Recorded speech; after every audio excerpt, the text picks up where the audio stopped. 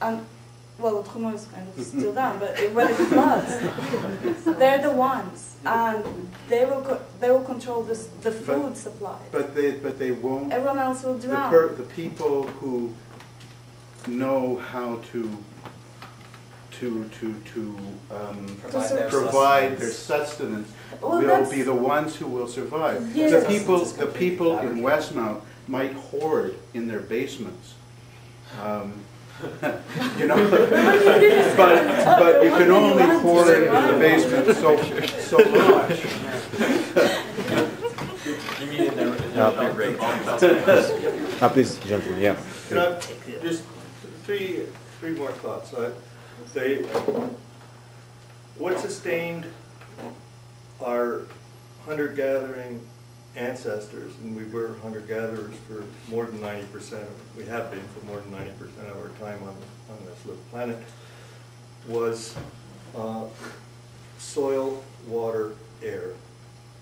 What sustains my life is soil, water, air. That's what gives rise to and sustains all life on the planet. Hey, that's one thought, right? So the other thing that I think you talk about the collapse of civilization. Obviously, what you're addressing is the collapse of American capitalist imperialism, and that is necessarily coming to an end, and it's coming to a rapid end because the economy of America, which is driving global capitalism, rests on the hugeness of its debt and its militarism. So it's bound to collapse, and collapse rather rapidly. And I think the food crisis we're seeing in the world today is the fine edge of the wedge, so to speak. And one third point is, do you believe in the perfectibility of human nature? And if you do, eventually either you or those who follow you will pick up weapons. Do you want people to follow you, John? Do we pick up the weapons? Tell us, where are the weapons? Well, anything could be All bag. But I'd like an answer to the question about the perfectibility of human nature. Well, I think a lot of us see it as more of a recovery. You know, people say, as you know, I mean, people say a lot of things about it's only human nature to invent things. I mean, that's a definition of creativity, and these words are very flexible. You can't expect people to not progress, you know, all those ideas like that. Well, you know, as Bernard, well, and as you said yourself, why assume that that's human nature this last 9,000 or 10,000 years versus the 500,000 or even maybe 2 million years? Why? And that was marked by things like, and this is, you know, you probably know this, orthodox anthropology says that foraging life was egalitarian, primarily food sharing, and that's well established. That was established earlier than some of these other kind of revisionist things that are now part of textbook anthropology or ethnography. Or I'm not saying you have that view of human nature, but it sounds like you do, because you know, in the literature, it's one of the things, and speaking of the weapons question, especially in the 80s, and I'm not saying I've read every single thing, that's for sure, but you know, there was a big sea change in the general way that life outside of prehistory was looked at, from the nasty, the precarious, brutal, and all that stuff like that, to there was a big change just a few decades ago,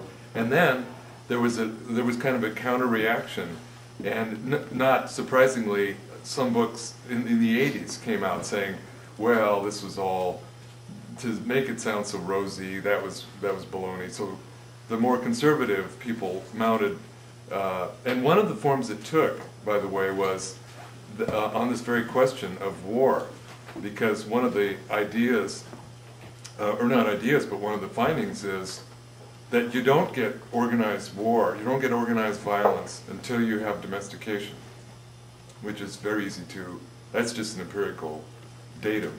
I mean, it just happens to be true. It's not any anarchist or anybody else's political hobby horse. I mean, it might be, but it's irrelevant if that was the case. So they were trying to say, oh no, there was warfare. These people picked up weapons and killed each other routinely. Well, you know, the books, there's 2 or 3 that are somewhat well known.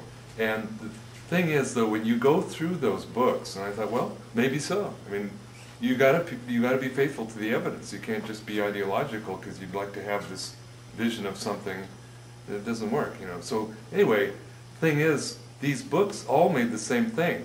And the word primitive is relevant here because, you know, they throw in that word primitive and cite some people that were warlike, that did have war, you know, on this continent or elsewhere. But they never showed, as far as I could see, that happening before domestication. And that's the same with a lot of things. I mean, for example, people say, oh, you rhapsodize about the primitive. Well, what about human sacrifice? What about headhunting or cannibalism or female genital mutilation or etc.? Well, none of those things happened before domestication. But you can say they were primitive. Well, primitive is not precise enough. Doesn't tell you. You have to get specific and look at the evidence. And so, but that's not to say you could still have a real rosy view and extend it to say everybody was holding hands and peaceful and everything. Well, there might have been personal violence. There probably was. I mean, we don't know that. But you can find the evidence of whether or not there was organized violence or not. You have to find, what is the basis? How does an army arise? And when is there no basis for it? Starting theoretically, and then what is the actual evidence for, maybe there was war, maybe there wasn't. Well, there's no evidence for it. So, in other words, again, it's not saying everybody was a perfect pacifist or something, but it's not the case that they did that until domestication, and then right after that, of course, is civilization. Right after you get domestication, you have the potential for civilization. What this gentleman here said, that we are lucky that because we are already thinking about this, and that we're going to be the ones to survive. I mean, that I don't think that's necessarily true, because when the time comes, even if we know what the possibilities are, we're still thinking about it, we're not actually doing anything. So I think the solution is that to getting out of this whole society is to not rely on it and to be like completely self-sustainable. And to do that, we have to, start picking up. We have to start growing our own food and making our own soap. And I can critique this place. I mean, look, the stuff still here is not made by any of us, probably, and it's still trucked in probably from many kilometers, thousands of kilometers away. And when the trucks start coming because there's no more oil, I mean, you have to take that into consideration. And so I think we need to. The people who are going to be surviving are the people who are getting prepared in taking like realistic steps in action, and learning how to grow their own food and how to build homes which are really energy efficient and not polluting and reusing water and everything. And then I think it's our responsibility to help everybody else in the community to do the same.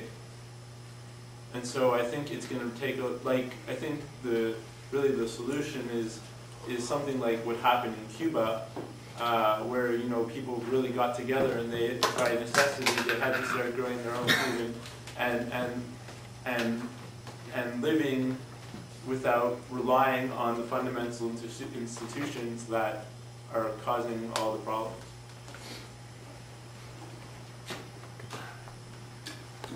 Did you want to respond to that, John? I had a question or an answer, actually. I have a question. I don't know if you want to go first. Oh, yeah, go ahead.